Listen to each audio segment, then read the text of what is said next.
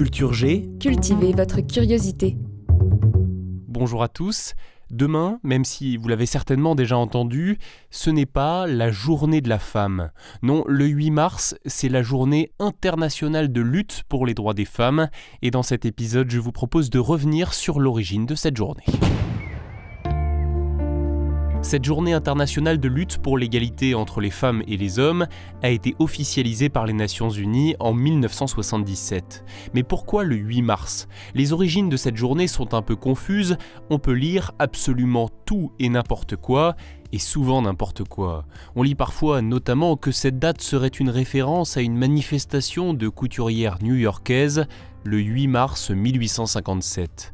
C'est une belle histoire, mais d'après Françoise Pic, sociologue spécialiste de l'histoire des mouvements féministes, cet événement n'a en fait jamais eu lieu. C'est un mythe qui est venu masquer la réalité, celle de l'origine socialiste de cette date. Vous êtes sort ? Tout à fait ça. Ah bah ça alors.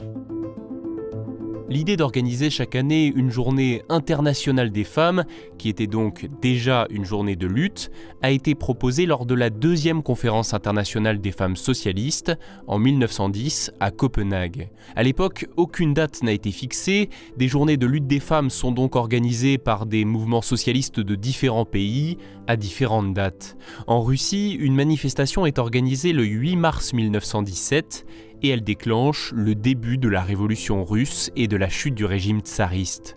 C'est ainsi que la date du 8 mars devient officiellement célébrée en Union soviétique à partir de 1921. Et oui, le 8 mars est alors une fête communiste. Ah non, si.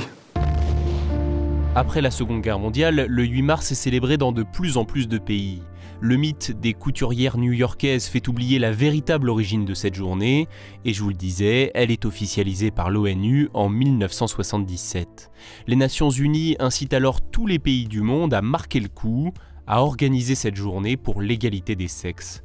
La France, quant à elle, a attendu 1982 pour participer à cette journée de mobilisation mondiale. Si vous devez retenir une seule chose de cet épisode, c'est qu'il s'agit bien d'une journée de mobilisation. Ce n'est pas la fête des mères, ce n'est pas la Saint-Valentin.